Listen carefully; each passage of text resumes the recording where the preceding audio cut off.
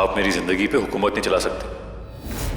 आप ही ने मुझे धरती पे भेजा था और अब आप चाहते हैं कि मैं वापस आ जाऊं। अब मैं धरती का हो गया हूँ। मेरा एक परिवार है, मेरा एक भाई था जो मेरा ख्याल रखता था, मेरी एक बहन है जिसकी शादी हो चुकी है, कई सारी जिम्मेदारियां मेरे ऊपर, मेरी बीवी है, मेरी संतान आने वाली है। मैं यहाँ नहीं आ सकता। वाह रघु वाह, अपने पारिवारिक बंधनों और मोह में कितने आसक्त हो, लिप्त हो देख सकता हूं मैं। लेकिन अगर जिम्मेदारियों की बात करते हो तो नागलों के प्रति तुम्हारी जिम्मेदारी का क्या? कैसे भाग सकते हो अपनी जिम्मेदारी से, वो भी तब जब नागलों को तुम्हारी इतनी आवश्यकता है। ये जख्म तुम्हारे थे लेकिन खाए इन्होंने। जब तक लड़ सकते थे ये लड़े, क्योंकि ये पूरे नागलों को अपना परिवार, अपनी जिम्मेदारी मानते हैं। और तुम कहते हो कि सिर्फ तुम्हारी बीवी और बच्चा ही तुम्हारी जिम्मेदारी है। पर ये सब हुआ कैसे? ये अनजान दुश्मन था कौन? वो अनजान दुश्मन कौन था ये तो नहीं पता, लेकिन इतना पता है कि इन पर हमला हुआ, इनकी हत्या करने का प्रयास किया गया। इस नागलोक का कोई राजा नहीं है। इस नागलोक को हत्याने के लिए ये सब किया गया। तो चाचा जी से कहिए कि राजपद त्याग दें। तुम समझते क्यों नहीं हो? हम 8 नागराज, तक्षक, वासुकी, महापद, पद, कुलिक, कारकोटक, शंख और मैंने शेषनाग को नागलोक का उत्तराधिकारी को चुना था। अब वो नहीं तो उनका वंशज, यानी कि तुम्हें यह कर्तव्य निभाना होगा। मैं कोई राजा नहीं हूँ। मैं एक साधारण सा जेवर चलाने वाला साधारण सा मालिक हूँ जो धरती पे अपनी दुकान चलाता है और चलाता रहेगा। मैं कल धरती पे वापस लौट जाऊंगा और आप जो कह रहे हैं वो मैं नहीं कर पाऊंगा। यदि ये नहीं चाहता तो इस पे दबाव मत डालिए। नागलोक मैं संभाल लूंगी। स्वर्णा बस, इस विषय में हम चर्चा कर चुके हैं, तो अब और नहीं। और हम जानते हैं कि आप बहुत अच्छी योद्धा हैं, लेकिन इस नागलोक के राजपाट को योद्धा की नहीं, एक राजा की आवश्यकता है। बिल्कुल, राजपाट संभालने के लिए इससे बेहतर और कौन ही मिलेगा, जिसे यहाँ के बारे में कुछ नहीं पता, हमारे बारे में नहीं पता, और ये भी नहीं पता कि चाहता क्या है। स्वर्णा,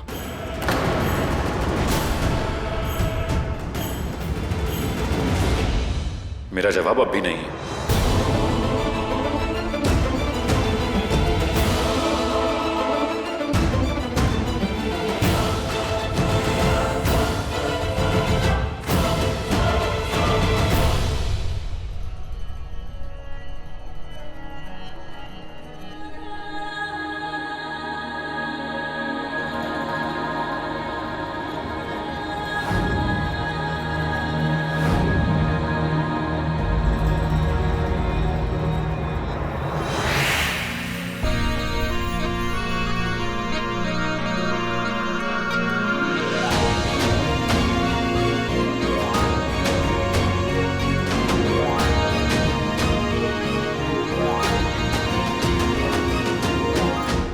जब मन परेशान हो ना तो कुछ खा लेना चाहिए।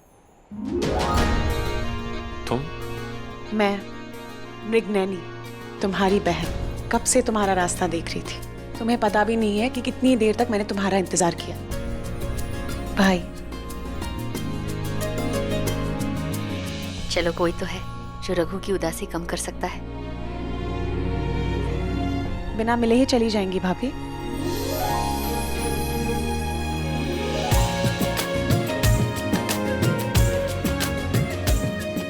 लगता है बहुत जल्द मेरा भतीजा या भतीजी आने वाली है, तो फिर हम सब एक साथ यहीं रहेंगे ना।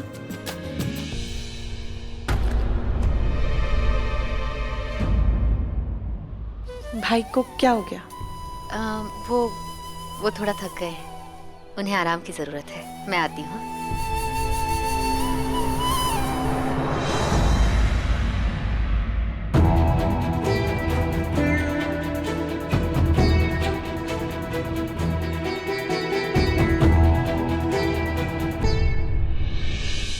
क्या हुआ रघु? प्रार्थना, ये सब जो हो रहा है वो... हम धरती पे रहने वाले हैं, यही सोच रहे हो ना? हाँ, चाचा जी मेरे बदले लड़ने गए और इतने जख्म खा के आए। बाबा ने समाधि ली जिनसे आज तक मैं मिला भी नहीं हूँ, और मुझे अकेले छोड़ के उन्होंने समाधि क्यों ली? क्योंकि वो चाहते थे कि तुम अपनी किस्मत को खुद ढूंढो। प्रार्थना, ये मेरी किस्मत नहीं है। मुझे यहाँ नहीं रहना है। लेकिन क्या? मुझे ऐसा लगता है कि... क्या लगता है? कि मुझे यहाँ नहीं रहना है, कि मुझे ये लोग कहीं से कहीं तक अपने नहीं लगते।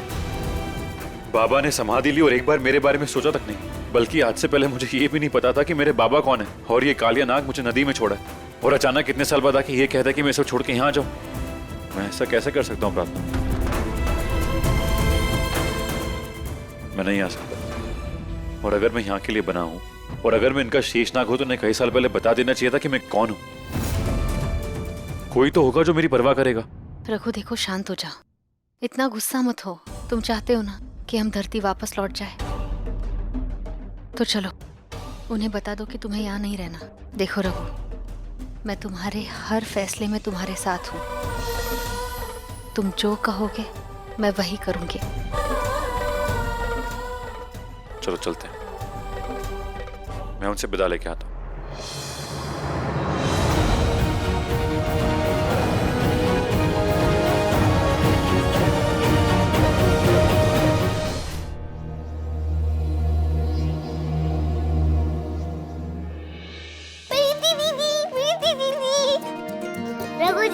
रघु जीजू सरप्राइज। अरे ये सब क्या है? वो रघु भाई, एक्चुअली आप और भाभी कल सुबह चले जाओगे ना, तो हम सब ने सोचा क्यों ना आप दोनों के साथ एक आखिरी बार डिनर कर ले साथ में। प्रीति दीदी, आपके फेवरेट दही बल्ले।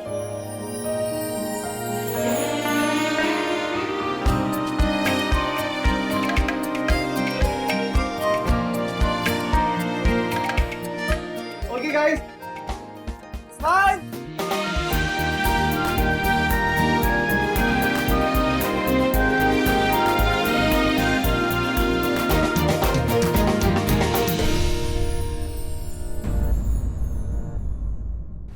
एक कमरा है शेषनागिन जिसमें बहुत अजीब सी चीजें हो रही हैं।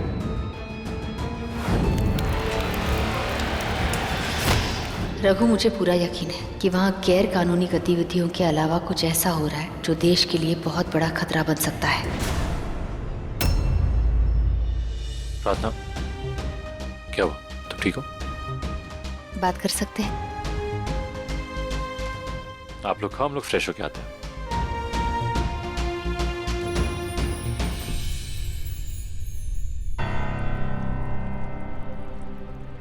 हाँ बोलो, क्या हुआ? रघु, हम कुछ दिन बाद नागलोक नहीं जा सकते क्या? अचानक ऐसा क्या हुआ कि तुम्हें नागलोक नहीं जाना? रघु, पता नहीं क्यों पर मेरा दिल कह रहा है कि हमारे देश पर कोई साजिश हो रही है और ऐसे में देश को छोड़ के जाना। प्रार्थना बस, तुम्हारे कहने पे मैं उस गुप्त कमरे में गया, उसकी छानबीन भी की जहाँ वो प्रयोग था और पुलिस को कह के वो कमरा सील भी करवा दिया। कोई टेंशन नहीं होगी, कोई प्रॉब्लम नहीं होगी। हाँ, पर मैंने भी तो कहा ना कि उस कमरे में कुछ ऐसा है जो पर हमें दिख नहीं रहा। अगर पापा ने चिट्ठी में लिखा है कि देश पर संकट आने वाला है, तो वो संकट पुलिस की तहकीकात से भी परे है। प्रार्थना प्लीज, तुम्हें एक बरसों पुरानी चिट्ठी क्या मिल गई, तुम उस पर अंधविश्वास कर बैठी। माना तुम्हारे बाबा हमेशा सही होते थे, लेकिन जब वो थे अब वो नहीं है। तो हो सकता है उन्होंने चिट्ठी में जो लिखा हो वो सच ना हो। रघु, मेरे पापा को गलत साबित करने की कोशिश मत करना। वो एक सच्चे देशभक्त थे। उनकी भविष्यवाणी पत्थर की लकीर थी, वो कभी गलत हो ही नहीं सकते। अगर तुम्हें मेरा साथ नहीं देना है तो मत दो, पर मैं सच का पता लगा कर ही रहूंगी। प्रार्थना बहुत जिद हो गई, अब कुछ नहीं। हम कल नागलोक जा रहे हैं, ठीक है? नहीं। क्या हुआ? आराम से बैठो। तुम ठीक हो? मैं ठीक हूँ। तुम प्लीज मेरी बात का बुरा मत मानो। मैं सिर्फ तुम्हारे और अपने बच्चे का भला चाहता हूँ। प्रार्थना, तुम माँ बनने वाली हो, प्लीज अपने बच्चे के बारे में सोचो।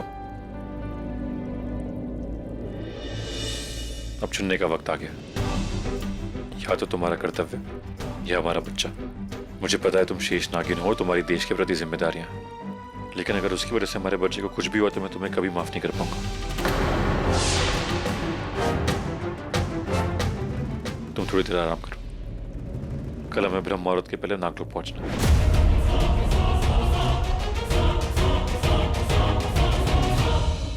मुझे मेरे संतान की फिक्र है रघु, पर उतनी ही फिक्र मुझे मेरे कर्तव्य की भी है। प्रार्थना, तुम वही करो जो रघु तुम्हें कह रहा है। रघु, तुम और तुम्हारा बच्चा, बस यही है तुम्हारी जिंदगी। नहीं प्रार्थना, तुम्हारी खुशी से बढ़कर है तुम्हारा देश। जरा सोचो, अगर तुम नागलोक चली गई और तुम्हारे जाने के बाद हमारे देश पर कोई बहुत बड़ा संकट आ गया तो क्या करोगी? नहीं, तुम इसकी बात मत सुनो। तुम नागलोक जाओ, वहां तुम, रघु और तुम्हारा बच्चा तीनों की जिंदगी एकदम सुरक्षित है।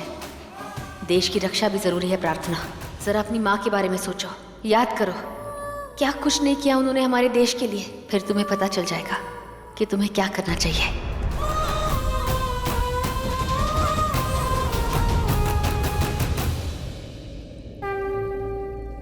हे शिव जी, आज एक बहुत बड़े धर्म संकट में हूँ। समझ नहीं आ रहा क्या करूँ। अपने देश के संकट से लड़ूं या अपने बच्चे को संकट से बचाऊं और नागलोक जाऊं।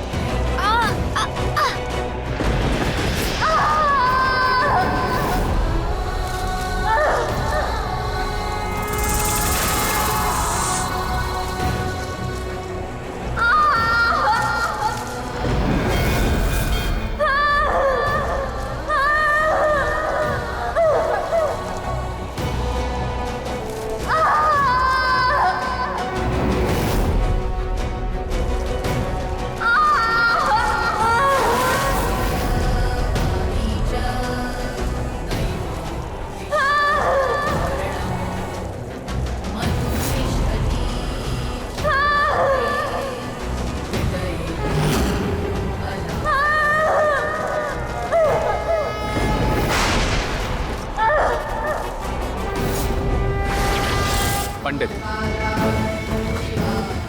मौलवी,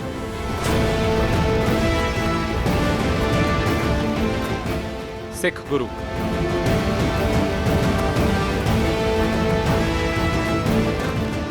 और साध्वी।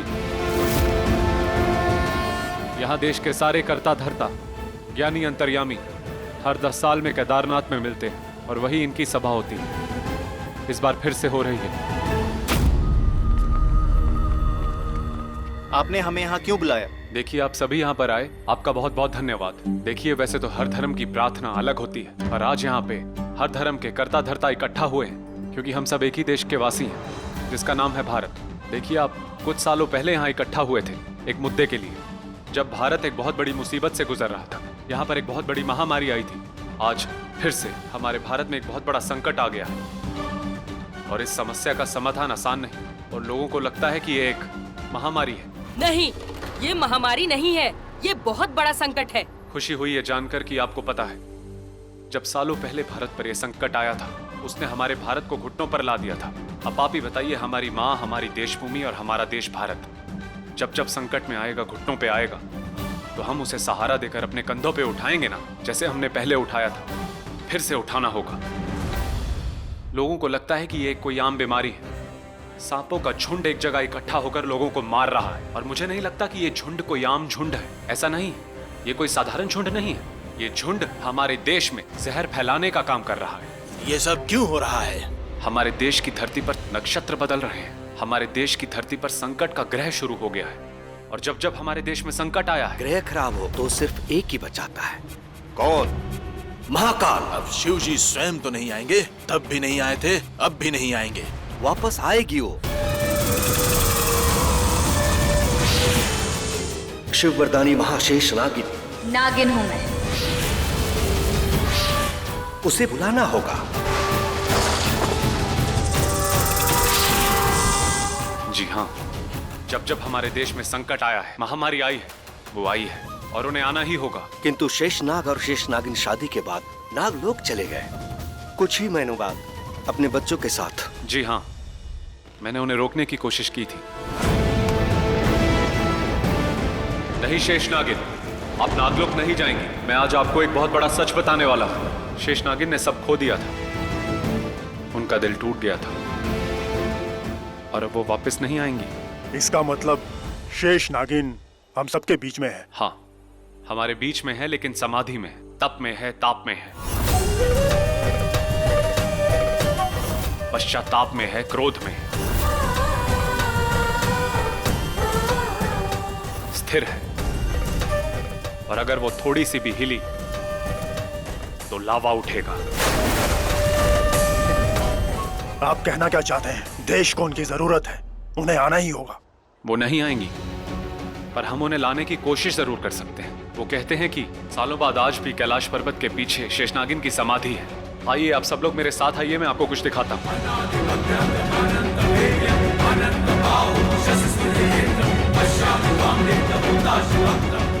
चमक दिख रही है आप लोगों को?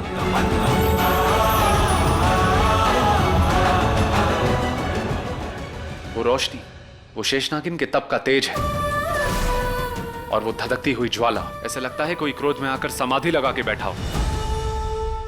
हम अपने श्रेष्ठ सपेरे भेजेंगे, देखते हैं उनके बिन की धुन पर कैसे नहीं नाचती है श्रेष्ठ नागिन। कैलाश के सामने और मानसरोवर के पीछे, वहां से आज तक कोई जिंदा नहीं लौटा है। वो जो कोई भी हो, हम उसे लेकर ही आएंगे।